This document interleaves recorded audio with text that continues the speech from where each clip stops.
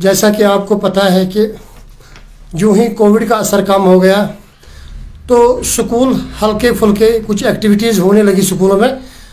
तो हमारी एसोसिएशन को लगातार पिछले 1 महीने से पेरेंट्स के फ़ोन आ रहे हैं कि हमें स्कूलों में असाइनमेंट्स के नाम पे, एग्ज़ाम के नाम पे और बाकी मिसलेनियस चार्जेस के नाम पे असाइनमेंट्स रोके जा रहे हैं। और जो मिसलेनियस चार्जेस बाज़ाब्ता तौर पे एडमिनिस्ट्रेटिव सेक्रेटरी की तरफ से बैन किए गए थे for the time of pandemic. तो उसके बाद हम डायरेक्टर स्कूल एजुकेशन के पास एक कंप्लेंट लेके गए।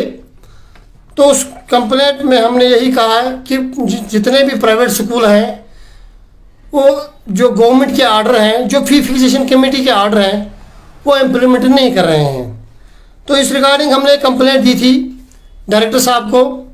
हम शुक्रिया करना चाहेंगे मीडियम आपके माध्यम से कि डायरेक्टर साहब ने एक प्रॉम्प्ट एक्शन ले लिया और एक आर्डर निकाल दिया कि जो भी स्कूल फी फिक्सेशन के आर्डर्स और डायरेक्टर स्कूल एजुकेशन के आर्डर्स या एजुकेशन डिपार्टमेंट के आर्डर्स को नहीं मानेगा, उन स्कूलों की एनओसी विदहोल्ड की जाएगी। तो उन्होंने उस रिगार्डिंग एक बाज़ाब्ता आर्डर निकाला था और एक कापी बाज़ाब्ता स्टेट बोर्ड को गई थी। तो उसमें बाज़ाब्ता तौर पे ये लिखा गया था कि जो स्कूल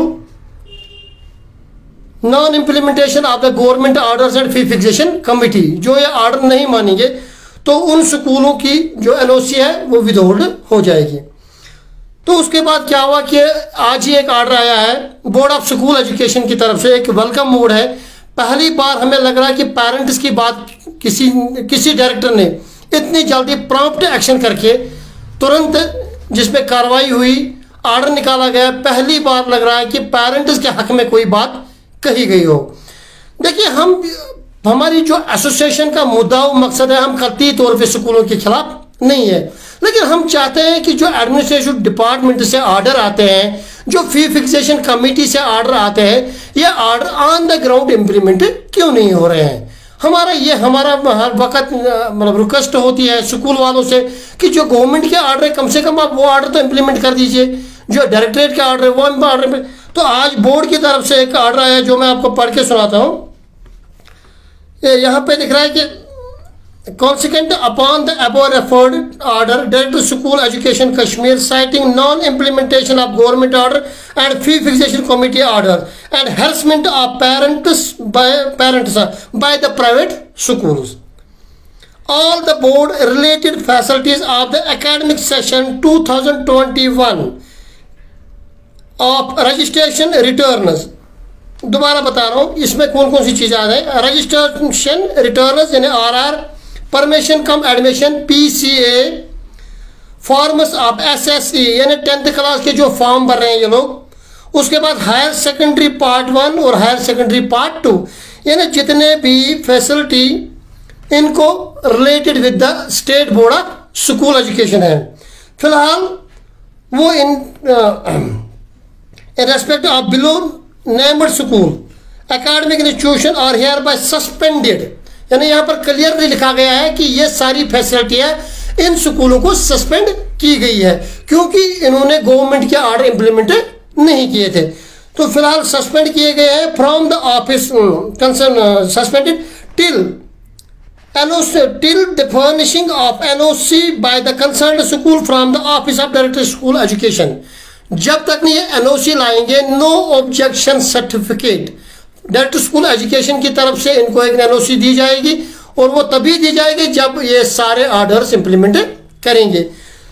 मैं दोबारा से बताना चाहूँगा कि ये जो कंप्लेंट हमने दी थी ये हमने आज से 10-15 दिन पहले दी थी, डायरेक्टर स्कूल एजुकेशन के पास दी थी कि जो देखिए मसला क्या था। मसला था कि बहुत सारे स्कूल जो है वो जो गवर्नमेंट आर्डर है वो इम्प्लीमेंट नहीं कर रहे हैं, जिसमें खासकर हम बता देंगे कि एडमिनिस्ट्रेटिव सेक्रेटरी की तरफ से एक आर्डर आया था कि एनुअल चार्जेस तब तक नहीं लिए जाएंगे जब तक न पेंडेमिक खत्म होगा। उसमें क्लियर लिखा गया है annual charges can be charged on pro rata basis after schools reopen. तो जब यहाँ पर आ गया आफ्टर स्कूल रीओपन, तो सीधी सी बात है अभी 3 साल से स्कूल बंद है, कोई एनुअल चार्जेस है नहीं। जब स्कूल खुलेंगे उसके बाद एनुअल चार्जेस जो भी खर्चे होंगे पेरेंट्स बच्चों पर, तो वो चार्जेस तो भरने ही पड़ेंगे। इसके साथ साथ एक और कि मतलब बस फीस का उसमें लिखा गया है कि बस फीस जो सर्विस मतलब ये फी फिक्सेशन कमेटी की तरफ से भी ऑर्डर है कि जो बस फीस मतलब बस अवेल पेरेंट कर नहीं रहा है तो उसको बस फीस किस चीज़ का, तो इसी रिगार्डिंग हमने कंप्लेंट दी थी और इसी रिगार्डिंग ये ऑर्डर दोबारा बोर्ड की तरफ से भी आया है। और साथ साथ में हम ये भी कहेंगे कि आज एक और ऑर्डर आया है फी फिक्सेशन कमेटी की तरफ से, जिसमें इन्होंने 31 जुलाई तक एक्सटेंशन दिया है स्कूलों को कि आप लोगों इनको पहले तो 30 जून तक इसका जो फाइनल अल्टीमेटम था कि आपको फाइनें भरनी है, आपका जो स्कूल फी है वो तय किया जाएगा नए सिरे से। लेकिन उसके बाद स्कूल वालों ने दोबारा अप्रोच किया है फी फिक्सेशन कमेटी को, और फी फिक्सेशन कमेटी ने गौर खोज करके 31 जुलाई तक लास्ट और फाइनल ऑर्डर निकाला है कि 31 जुलाई तक सभी कश्मीर के जम्मू कश्मीर के प्राइवेट स्कूलों को अपनी फाइलें, अपना ऑडिट रिपोर्ट सब कुछ सबमिट करना है फी फिक्सेशन कमेटी के पास। उसके बाद जब वो रिपोर्ट्स वहां पर ऑडिट हो जाएंगे, फाइलें ऑडिट हो जाएंगे, उसके बाद सभी स्कूलों का फी तय होगा। यहाँ पर मैं एक बात अपने नाज़रीन के लिए ये भी बताना चाहूँगा कि अभी तक जम्मू कश्मीर के अंदर मुश्किल से मुश्किल 5% स्कूलों का जो ट्यूशन फी है अभी तक तय हो चुका है।